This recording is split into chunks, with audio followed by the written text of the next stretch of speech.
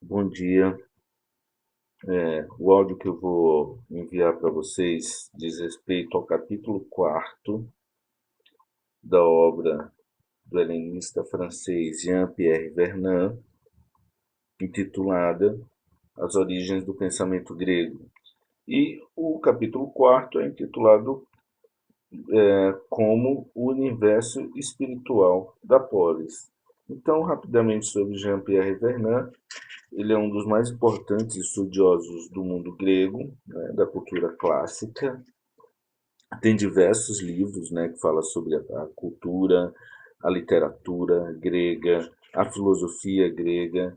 E esse aqui, As Origens do Pensamento Grego, não é nem um dos maiores. Na verdade, é um livrinho, um livreto, um livro pequeno que reúne 8 textos, né, falando sobre diversos elementos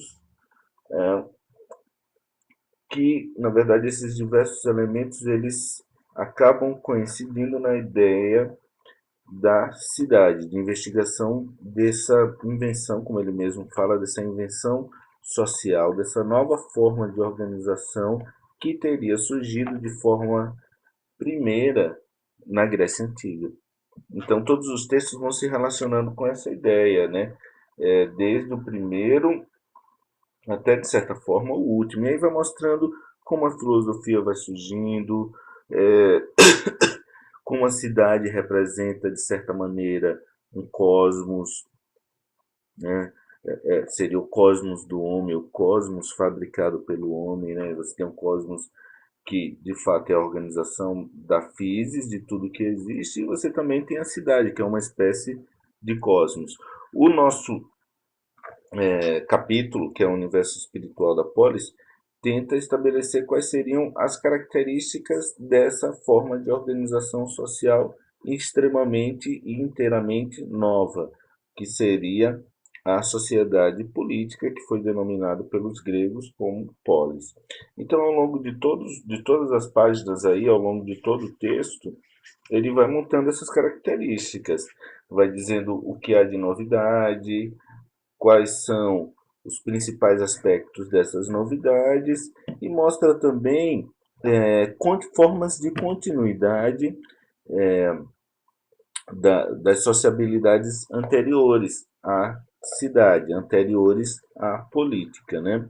Então, acaba sendo um texto bem oportuno, tanto para entender sobre o que Platão, Sócrates e depois Aristóteles estava discutindo, né? Porque aí nós temos de fato a origem da filosofia política. Chega um momento em que esse cosmos, ou seja, o cosmos humano, o cosmos artificial, ele se torna um objeto político por excelência. Então a discussão passa muito sobre as formas de governo, sobre os modelos de sociedade política, de formas de realizar a justiça, entendimento sobre a questão, sobre questões econômicas, questões éticas, tudo parte da valorização da importância da cidade, ok? Então veja, no primeiro eu vou dividir aqui essa pequena exposição por meio dos parágrafos, né? Eu dividi os parágrafos do texto, então cada parágrafo eu faço um pequeno comentário trazendo para vocês o que é de mais importante, mais significativo em cada parágrafo desses. Então veja, no primeiro ele fala precisamente de como essa polis tem origem, né? E aí ele já estabelece que ela se situa tanto no acontecimento do plano intelectual, que seria justamente o universo espiritual, quanto do ponto de vista das instituições, organismos públicos que têm origem, passam a funcionar no interior da cidade. E essa origem, ela é situada precisamente entre os séculos oitavo e sétimo, lembrando que é sempre regredindo até o ano zero, que seria o nascimento de Cristo, que é o nosso calendário. E essa origem, ela marcaria para o autor, vocês ainda podem ver isso aqui no primeiro parágrafo, ela marca para o autor um acontecimento que seria, na verdade, uma invenção. A cidade ela não pode ser entendida como algo natural. ela é uma espécie de uma criação do homem. É, e de certa forma, por ser uma criação, é também uma espécie de uma separação da vida mais natural do homem com essa outra vida política, que é uma criação, uma invenção humana e que é originalmente creditada primeiramente aos gregos, ok? No segundo parágrafo, a ideia é começar a montar as características, os atributos dessa invenção grega. Se chama cidade hoje, polis na época deles. Então, a primeira característica importante, e talvez a principal, é a ideia da palavra. A palavra, em um ambiente político, ela se torna não simplesmente um modo por meio do qual a política se realiza, mas ela se torna também um instrumento de poder.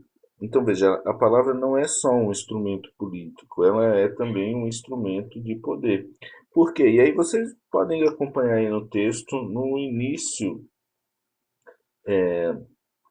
do terceiro parágrafo, tem a seguinte afirmação: todas as questões de interesse geral que o soberano tinha por função regularizar e que definem o campo da arqué são agora submetidas à arte oratória e deverão resolver-se na conclusão de um debate.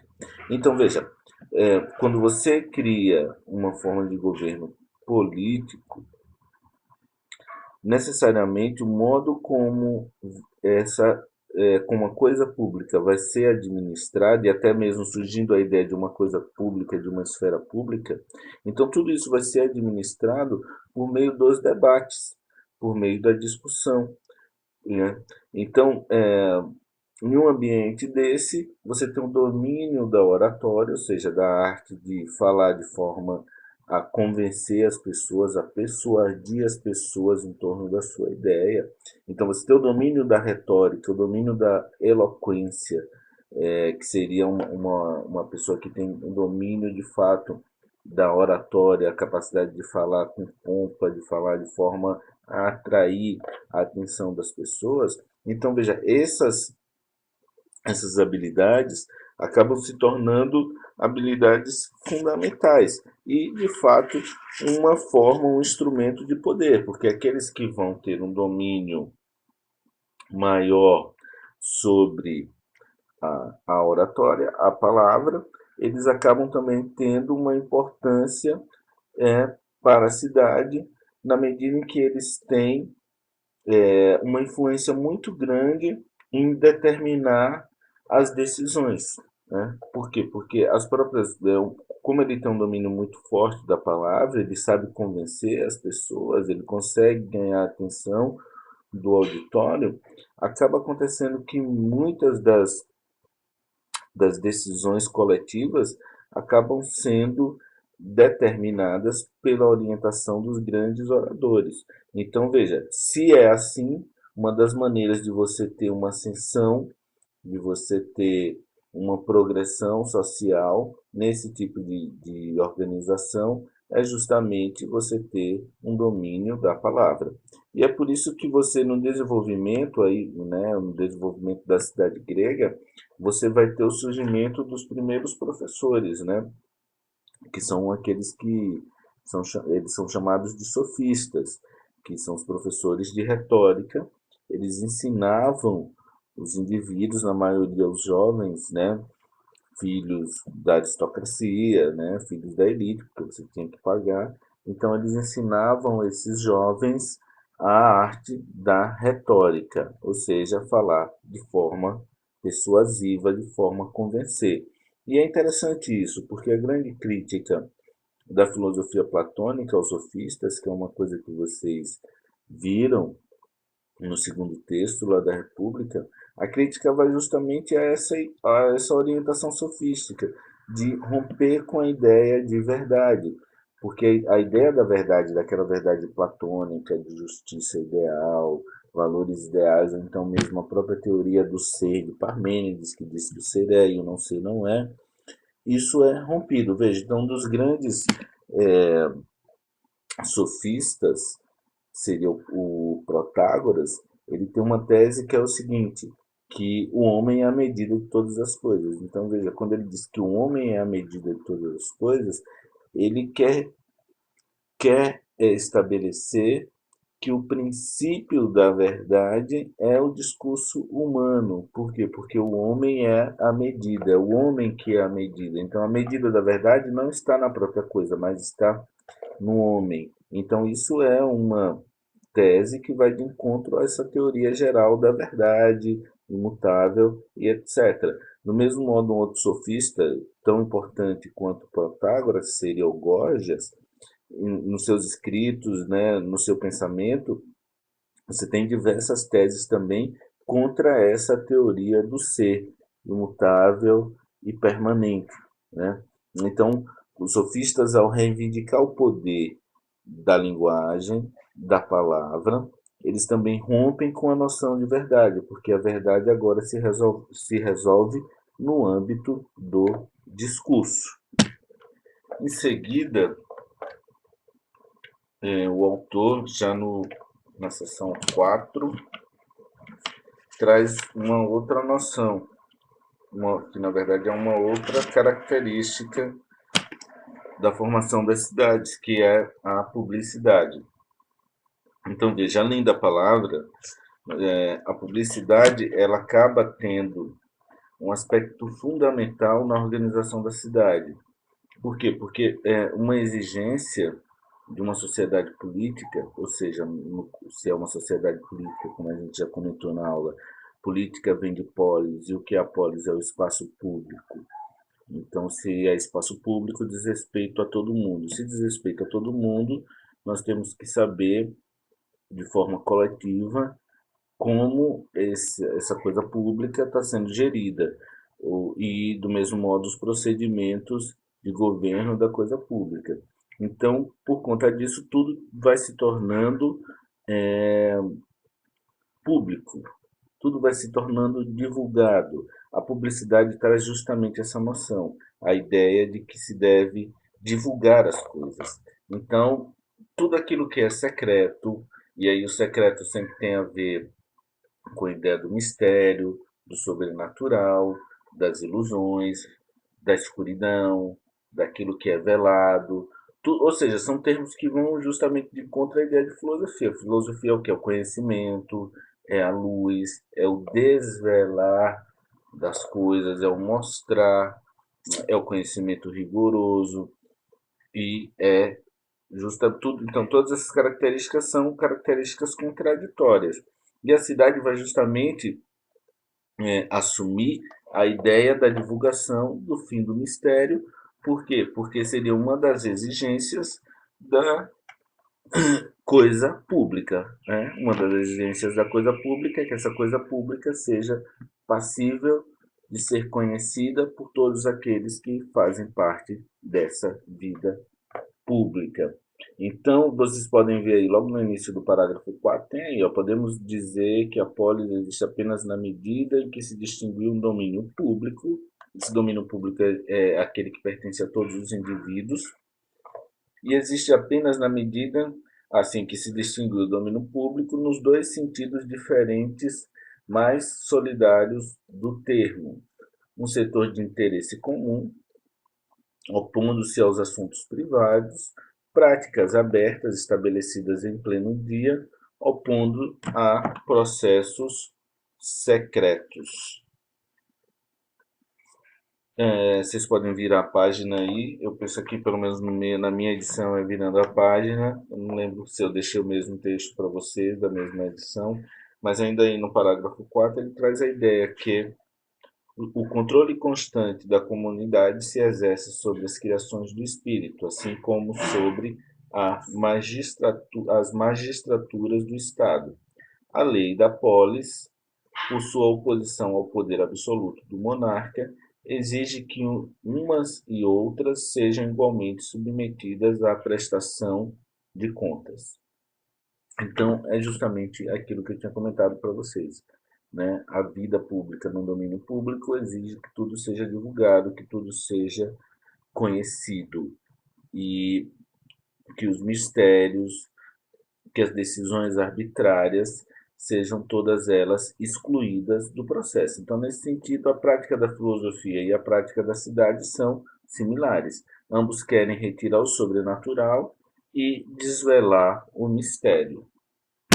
Então, a ideia é o seguinte, é que a formação da cidade é fruto de um duplo movimento. O movimento da democratização, possibilitada por meio da palavra, e o movimento da divulgação, possibilitado pela publicidade, pela prática da publicidade. Então, gente, mas para focar ainda melhor nessa ideia, no parágrafo 5º que aqui o autor traz, ele traz a noção da escrita. Então, veja, a palavra é o elemento fundamental da política, do jogo, do debate, da contradição de ideias na Ágora, que é a instituição onde se realiza o debate público. Então, a palavra ela tem essa função, é esse instrumento. No caso da publicidade, o grande instrumento é a escrita. Então, no parágrafo 5º aí do texto, ele já menciona a ideia da escrita. Então, a escrita ela acaba tornando possível a ideia da publicidade. Então, veja, logo aí no início do parágrafo 5º, nós encontramos essa afirmação. Ó, é a escrita que vai fornecer, no plano propriamente intelectual, o meio de uma cultura comum e permitir uma complexa divulgação de conhecimentos previamente reservados ou interditos. Ok? Então tem aí sempre dois elementos. Veja, a escrita ela revela aquilo que era o segredo. Ela revela aquilo que era o segredo. Esse segredo é muita coisa. São as leis da justiça, por exemplo, o modo como se estabelece a justiça, mas o segredo também seria o próprio conhecimento, que na sociedade mais antiga estava restrita a líderes religiosos, sacerdotes, ou à vontade, por exemplo, de um monarca, de um rei absoluto que estabelecia a justiça por meio da sua vontade. Então, a partir do momento que as coisas podem ser escritas, essa noção do segredo, da vontade arbitrária, do mistério, de como as coisas acontecem, desaparece. Pelo menos é a tendência a desaparecer. Por quê? Porque agora o conhecimento no sentido mais amplo possível, ele pode ser completamente divulgado. Então, só lembrando, eu comentei isso em sala de aula também com vocês. Veja, se a ideia é constituir uma sociedade política, é necessário que as pessoas, além do domínio da palavra, tenham também o domínio da escrita, da capacidade de ler e escrever. Porque sem você saber ler e escrever de forma adequada, ou seja, ler no sentido de compreender aquilo que está escrito, você não pode efetivamente viver uma vida política, porque a vida política requer que todos tenham a possibilidade de compreender o domínio público.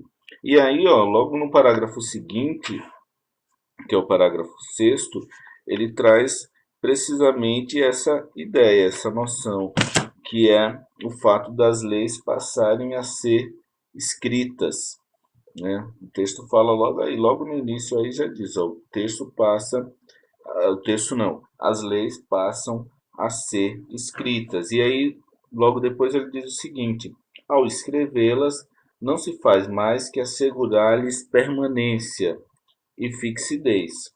Subtrai-se às autoridades privadas dos basileis, cuja função era dizer o direito. Tornam-se bem comum, regra geral, suscetível de ser aplicada a todos da mesma maneira. Então, você começa a estabelecer uma justiça propriamente humana. A partir do momento que as leis elas são redigidas, você quebra com a ideia de uma justiça divina, de um Deus que governa as coisas lá de cima. Você também quebra com a ideia da vontade arbitrária dos reis, né? De um rei que, como eu já comentei para vocês, que governa por meio de uma vontade desconhecida. E agora você cria um campo de justiça completamente humano. Esse termozinho que aparece no texto, a DIC é justamente a justiça. Então, com a cidade, essa justiça que antes participava de um mundo misterioso, passa a ser agora o que? Uma justiça secularizada, uma justiça humana, uma justiça que pode ser conhecida e formulada, construída por meio da prática humana na polis. Aí logo depois você tem outra citação importante do autor que é o seguinte: ao contrário, pela publicidade que lhe confere a escrita, a DIC, que é justamente a justiça, sem deixar de aparecer como um valor ideal, vai poder encarnar-se num plano propriamente humano, realizar-se na lei, regra comum a todos, mas superior a todos, norma racional, sujeita à discussão e modificável por decreto, mas que nem por isso deixa de exprimir uma ordem concebida como sagrada. Então aí, depois disso, ele vai começar a entrar naquela coisa do sagrado que permanece, né? Mas isso já é um dos elementos também, porque a lei ela torna tudo, ela fixa tudo, ela estabelece algo comum, né? Porque essa lei vai valer para todo mundo, é conhecida por todos e pode ser modificada por todos, mas ela, mesmo podendo ser modificada, ela tem um valor sagrado. Por quê? Porque as leis não podem ser desobedecidas. Então, em uma sociedade política, a ideia é que a liberdade é a liberdade de obedecer às leis, de ser regulado por meio de leis, que só podem ser deixadas de lado se for de fato modificadas por meio de normas, normas e orientação política que possa de fato modificar as leis, ou seja, um plebiscito, um debate público, uma decisão em um fórum de representantes, ou seja, só práticas dessa forma teria legitimidade de modificar a lei. Então, a lei, em uma sociedade política, ela acaba sendo uma espécie de instrumento sagrado que submete a todos. É um instrumento sagrado que submete a todos, mas que pode ser modificada. Entretanto, enquanto não for modificada, ela teria que ser obedecida. Por quê? Porque ela é a própria fonte da justiça.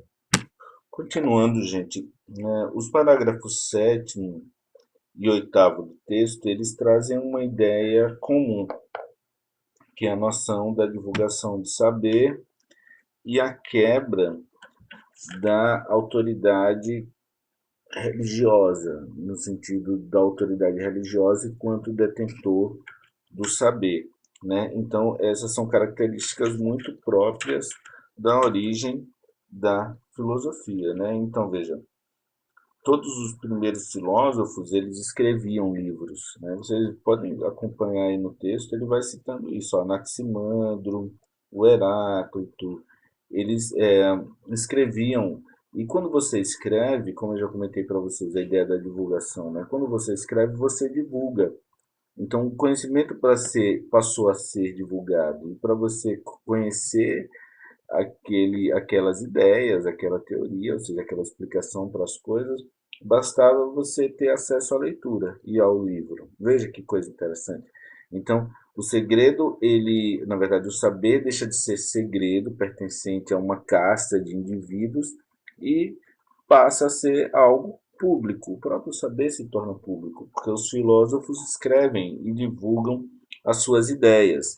Então, veja aí no parágrafo ainda, nesse parágrafo 7º, o autor diz o seguinte: uma vez divulgada, sua sabedoria toma uma consistência e uma objetividade nova. Ela constitui-se em si mesma como verdade.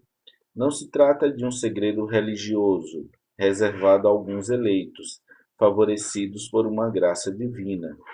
E aí ele continua no final justamente mostrando isso, né, de que a prática da escrita, de divulgação desse saber que antes era religioso, preso e fechado àquele círculo de indivíduos dos grandes sacerdotes religiosos, ele passa agora a ser algo público, algo divulgado, aberto a uma determinada comunidade. O parágrafo oitavo segue a mesma ideia, né? Então veja, como é que ele inicia o parágrafo oitavo? Essa transformação de um saber secreto de tipo esotérico.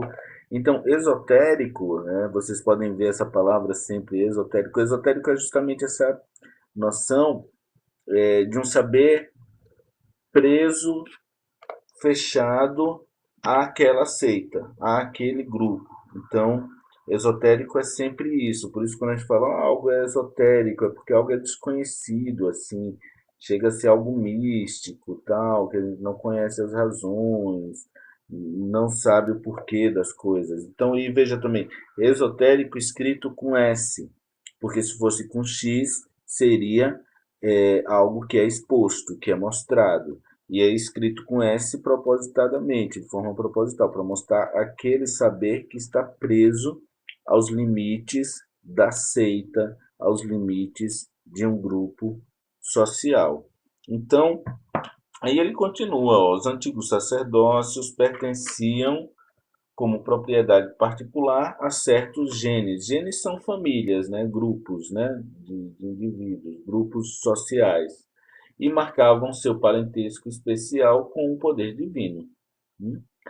A polis, quando é constituída, confisca-os em seu proveito e os transforma em cultos oficiais da cidade. Então foi aquilo, é, aquela coisa do segredo da religião, dos grupos que pertenciam àquilo que tinha uma ligação completa, direta com os deuses, por exemplo, é assumido pela cidade e se torna uma espécie de cultos públicos. Você vai surgindo, vai nascendo também a ideia de uma religião civil, de um culto público, de um deus tutelar da cidade, como Atenas é a deusa tutelar da própria Atenas. Por isso que Sócrates é morto, né? Por quê? Porque um dos motivos, né, por não acreditar nos deuses tutelares da cidade, né? E não acreditar nos deuses tutelares da cidade, nesse sentido, pode ser compreendido como uma espécie de traição à cidade. Então, esse é um dos motivos que o próprio Sócrates foi perseguido, ok? Então, a ideia do sétimo ao oito é isso, é mostrando que o saber se torna público e a própria religião passa agora a ser confiscada e transformar-se em algo oficial da cidade. Bom, gente, outros dois elementos importantes também vão aparecer entre os parágrafos 9 e 10 do texto, que é a ideia da permanência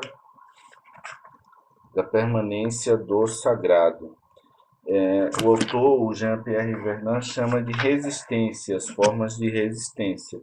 Então, veja, durante todo esse processo aí de divulgação, de publicidade, de todas as coisas, e até do próprio ritual religioso, do culto religioso, que também vai se tornando público, oficial e etc., você tem formas de resistência a isso. E o que seriam formas de resistência? Seriam a permanência do sagrado, a permanência do mistério, do sobrenatural na ordem política desacralizada, ou seja, na ordem política que retira de si os elementos sagrados. Porém, mesmo seguindo essa orientação de desacralizar, ainda assim permanece o mistério, práticas misteriosas.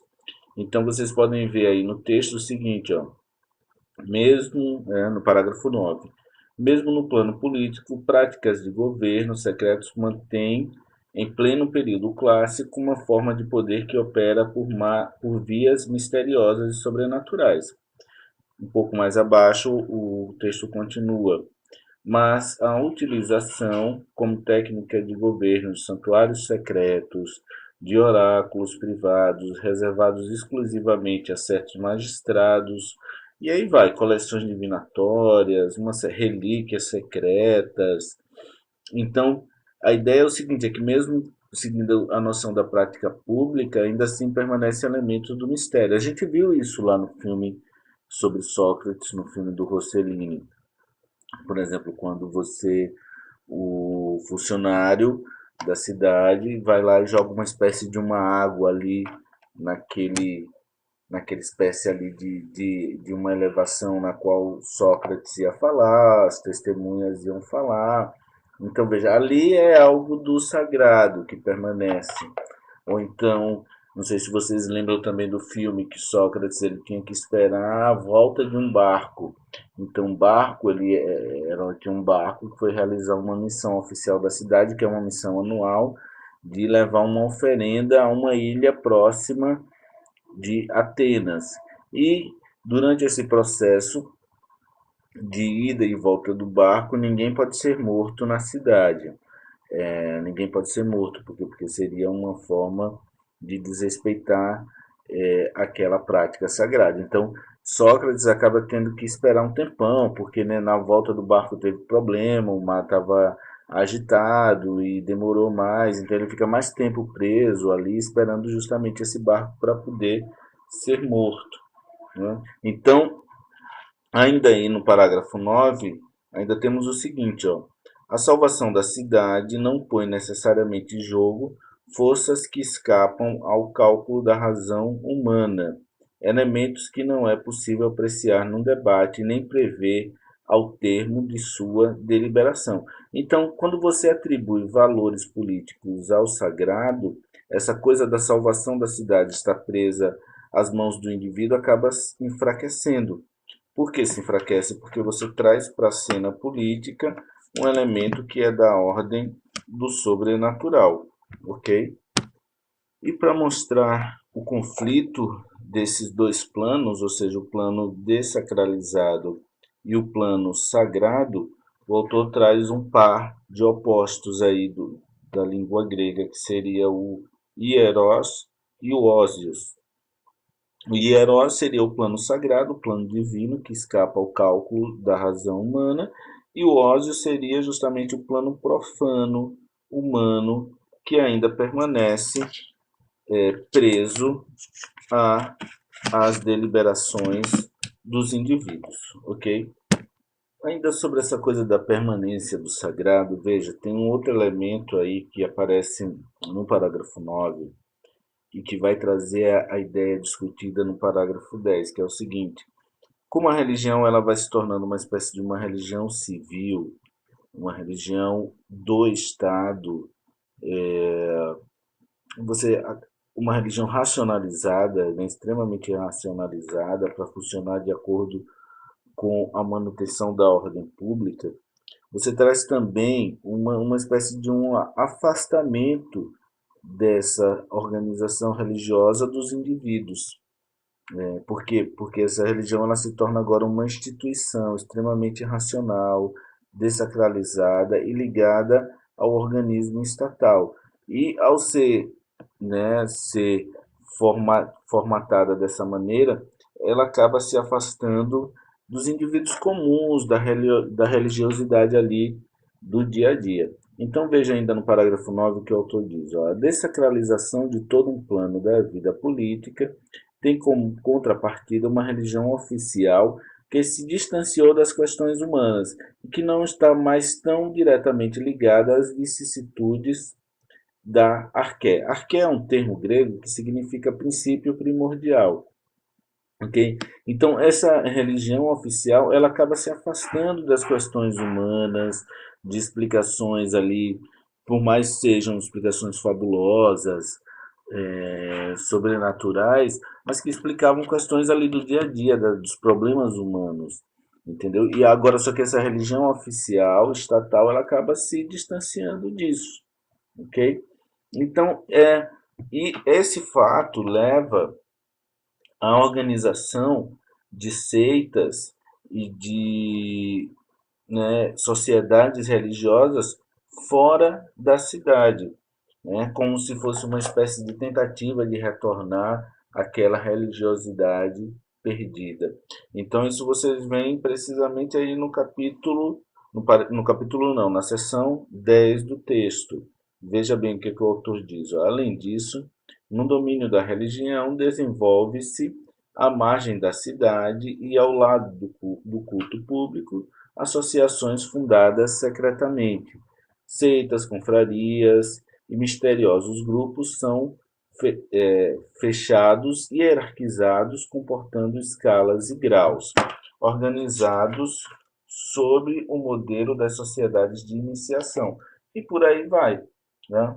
Então, no quadro da cidade, a iniciação não pode mais fazer parte senão uma transformação espiritual sem repercussão política.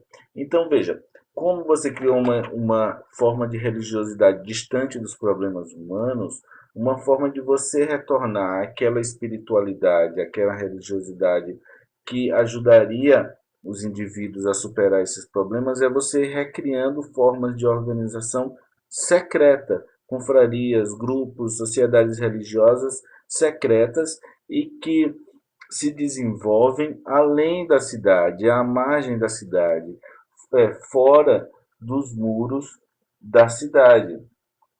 E tem um outro porém também, é que ela faz parte dessa continuidade do mistério, mas ao mesmo tempo esse tipo de religiosidade, por ser uma religiosidade que vai para fora da cidade, ela não tem uma repercussão política. Isso vocês vão ver aí, o autor fala dessa ideia da repercussão política. Ela não tem uma repercussão política. Por quê? Porque ela não é um culto público, ela não fala para a cidade, ao contrário, ela, é, ela volta para as questões do indivíduo, para as questões privadas, questões singulares, para os grupos fechados, hierarquizados, e não para as questões públicas, para a vida pública, para o debate público. Então é uma forma de religião sem repercussão política. Gente, então, esse texto ele é muito rico e às vezes eu entendo as dificuldades de vocês ao ler, mas veja, um outro elemento que vai aparecer aí entre o 11, a seção 11 e a seção 12, ainda da permanência do sagrado, do mistério no âmbito público. É que, veja, aquela religião, essa religião que eu acabei de comentar para vocês, é uma religião de cunho pessoal, de salvação pessoal.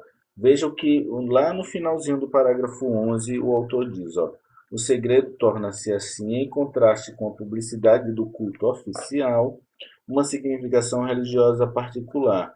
Define uma religião da salvação pessoal, visando a transformação do indivíduo, independente da ordem social, a realizar-se nele uma espécie de novo nascimento que o destaque do estatuto comum e o faça penetrar num plano de vida diferente. Então foi aquilo que a gente tinha dito, dessa religião que sai da esfera pública, que não tem preocupação política, que não tem representação política nenhuma.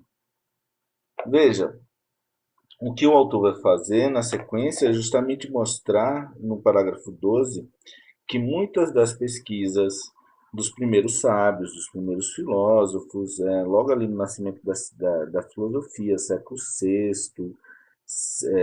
século VII, por aí, você então muitas dessas preocupações se confundiam às vezes com a dessas seitas que saíam, que deixavam a preocupação pública, sobretudo porque sua sabedoria era semelhante às revelações dos mistérios, e os transformavam em homens excepcionais, em espécie de deuses.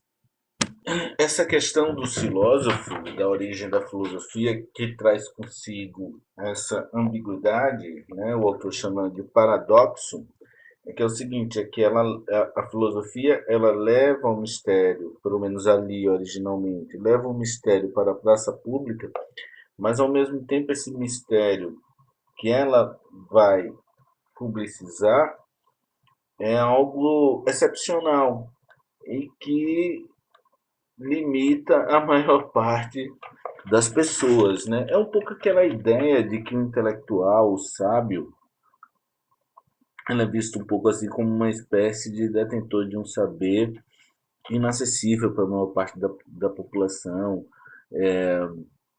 algo de fato excepcional, né? Um ser quase místico. Então você tinha muito essa noção também, né?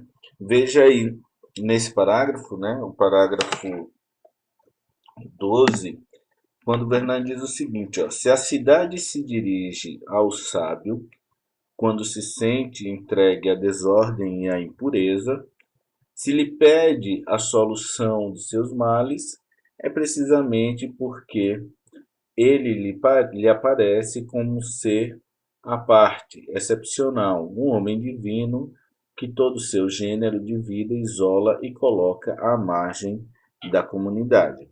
Então, o sábio, ao mesmo tempo, é um indivíduo da cidade, ele pode ele tem uma função social, ele conhece, por exemplo, tanto do ponto de vista legal quanto do ponto de vista de supostas, por exemplo, tendências de acontecimentos sociais e mecanismos de resoluções de problemas sociais, etc.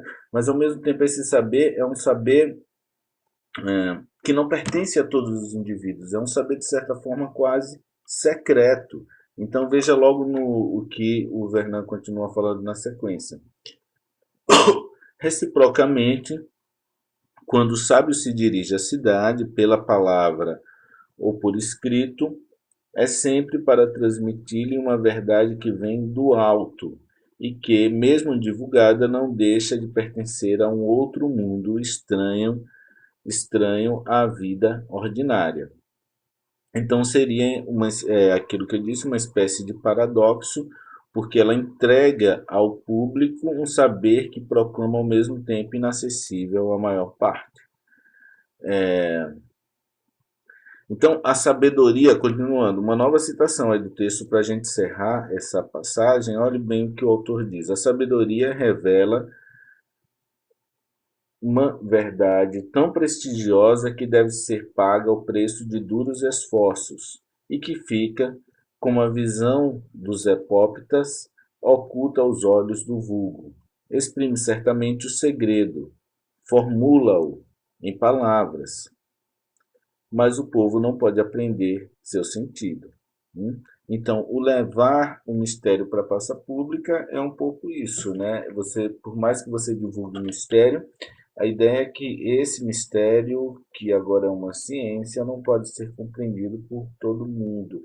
É aquela ideia de que as pessoas, que os grandes cientistas, os grandes sábios, são pessoas nascidas, predestinadas para isso, que têm um dom, esse tipo de dom, e que o conhecimento ele não pode ser algo que todos possam produzir e de fato ter aquele conhecimento mais sublime e etc. Então, nesse sentido, a filosofia ela traz consigo os paradoxos da cidade, ou seja, ela traz o mistério para a praça pública. Ela, ao mesmo tempo que revela o mistério, nela ainda permanece algo de sagrado e de misterioso. Então, a filosofia nascente vai mostrar justamente essa ambiguidade, a ambiguidade da publicidade e do mistério. Okay? Então, ele traz isso, né, no parágrafo 13 e diz o seguinte, ó, a filosofia flutuará entre o espírito de segredo próprio das seitas e a publicidade do debate contraditório que caracteriza a atividade política. E ele mostra isso a partir de dois exemplos de orientações filosóficas diferentes. Primeiro, a seita pitagórica, seita aí do século VI, Pitágoras de Samos, né, período antes de Sócrates, antes da filosofia socrática, da filosofia política, da filosofia da polis, né, quando a filosofia se dedicava à tentativa de revelar o funcionamento do cosmos e a natureza da physis. Então, veja, a seita pitagórica era uma seita extremamente esotérica. Pouco se sabe do pensamento de Pitágoras. Para você adentrar nessa escola pitagórica, você tinha que passar por diversos rituais de iniciação nas verdades do pitagorismo.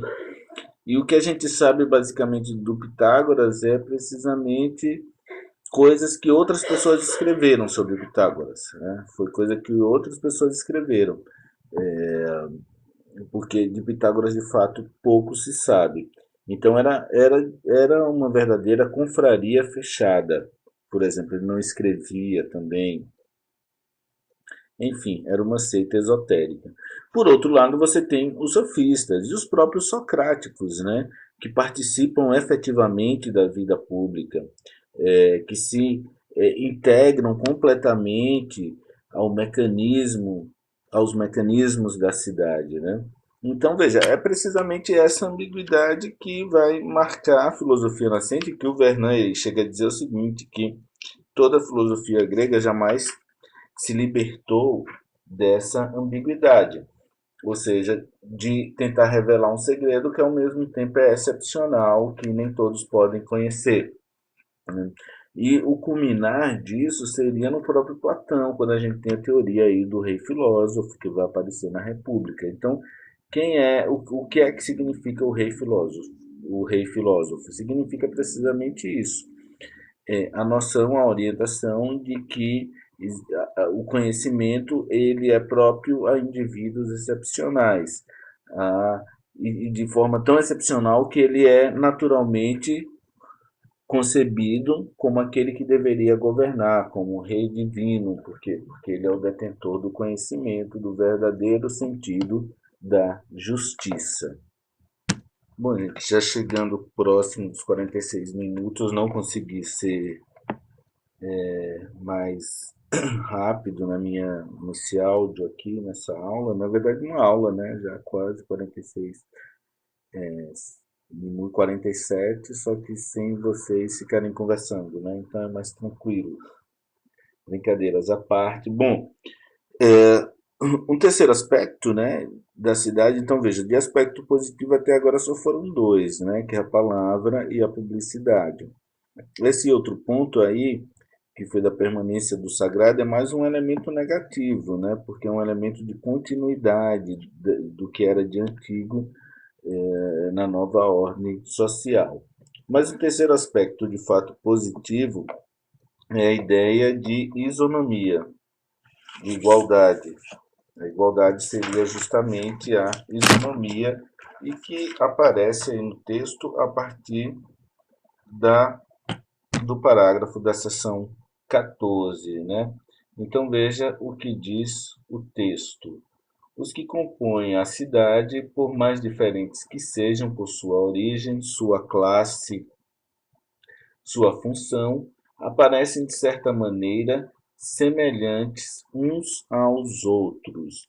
Esta semelhança cria a unidade da polis, porque para os gregos só os semelhantes podem encontrar-se mutuamente unidos pela filia ou pela amizade, filia e amizade, associados numa mesma comunidade, né? Então é aqui que surge a noção de isos, né, que significa isonomia, igualdade ou semelhança, a noção de que esses indivíduos que são chamados agora de cidadão, porque não se torna simplesmente a questão do homem, mas agora esse homem ele é compreendido como o cidadão, ou seja, o homem da cidade, aquele homem que o Aristóteles vai chamar de zoon politikon, ou seja, o animal político. Todos esses que são cidadãos, eles são compreendidos como iguais, né? A noção de igualdade ela é estendida a todos aqueles que são cidadãos. Veja, essa igualdade não quer dizer igualdade econômica, né? A democracia, nesse caso aqui, é isso que nós estamos vendo, a ideia de democracia, ela representa ela representa uma igualdade política, né? Uma igualdade enquanto participação na esfera pública, e não uma igualdade econômica. Agora, mesmo essa forma de igualdade, essa igualdade política, o texto diz aí, ó, foi fruto de reivindicação popular, de um livre acesso do demos ou do povo a todas as magistraturas. Foi sem dúvida porque se enraizava uma tradição igualitária muito antiga. Foi porque correspondia mesmo a certas atitudes psicológicas da aristocracia dos IPs. Então, veja, o que ele quer dizer é o seguinte, é que toda essa coisa da igualdade, do igualitarismo entre todos os cidadãos foi fruto de muita reivindicação do povo, né? E o resultado dessa noção de igualdade, veja, a ideia da democracia é a palavra, da publicidade é a escrita, da questão da igualdade vai estar relacionado com a ideia da cidadania, ok? E a ideia do cidadão, né, a partir do momento que eles são concebidos como iguais, você também muda a estrutura militar, a estrutura de segurança e defesa da cidade, porque agora a gente tem o fim daquele herói do herói da época do Homero, né, da sociedade grega mais antiga, aquele herói que realizava grandes feitos, montado no cavalo, pilotando um carro, né? O carro é aquela, eu não lembro agora o nome correto, mas os carros eram aquelas pequenas carruagens, né, que um cavalo segurava de duas rodas no fundo e o guerreiro pilotava ela. Então, esses feitos individuais, eles deixam de existir. E isso vai aparecer aí no capítulo 5º, 15º, no capítulo não, na seção 15ª, quando ele fala do surgimento dos hoplitas. E quem são, de fato, esses hoplitas? Os hoplitas é o soldado cidadão. Então, com a noção de igualdade, é, essa noção de igualdade política adentra nessas questões militares. Então, todos continuam, todos passam, na verdade, todos aqueles são cidadãos, continuam a sua igualdade do ponto de vista militar, ok? Então, vocês podem ver aí nessa seção 15 o seguinte, que o hoplita é o homem da batalha de braço a braço, de luta ombro a ombro, né? Então ou seja, de fato é o cidadão, é o soldado cidadão. Um pouco mais embaixo dessa passagem ele diz o seguinte: a falange faz do hoplita, como a cidade faz do cidadão, uma unidade permutável, um elemento semelhante a todos os outros, e cuja aristeia, o valor individual, não deve jamais se manifestar. E o grande exemplo aqui dessa prática do hoplita, ou seja, o hoplita é aquele que faz combates coletivos, né? Eu até comentei isso com vocês. Vocês podem, se vocês aí botarem no Google imagens hoplita, você vai ver como são as formações, é, os próprios instrumentos militares exigidos são mínimos, são escudos, algumas facas, uma lança, e uma pequena armadura, entendeu? Não precisa de cavalo, por exemplo, então isso já permite que o maior número de pessoas possam fazer parte do exército de cidadãos.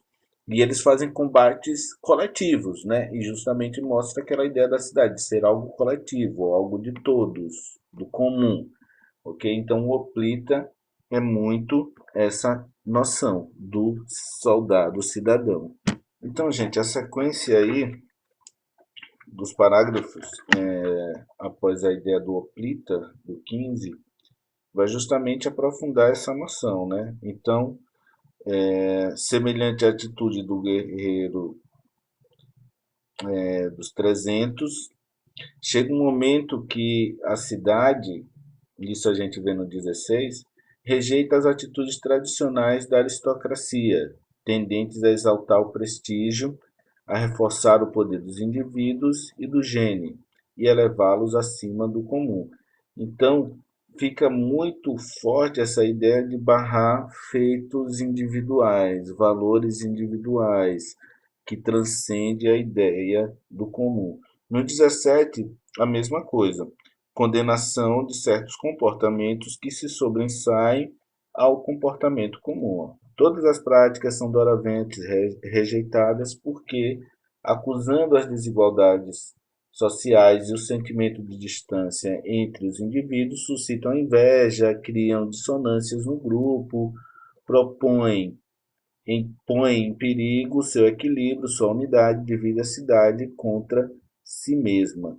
Agora é preconizado um ideal austero, de reserva, de moderação, e aí vai. E o grande exemplo seria Esparta, que aparece aí no 18. Esparta será o fator militar que cumprirá o papel de mudança da mentalidade. E aí, sobre Esparta, o Vernon fala: não somente repudia a ostentação da riqueza, mas fecha-se a tudo que é intercâmbio com o estrangeiro, comércio, atividade artesanal, proíbe o uso dos metais preciosos, depois a moeda de ouro e de prata.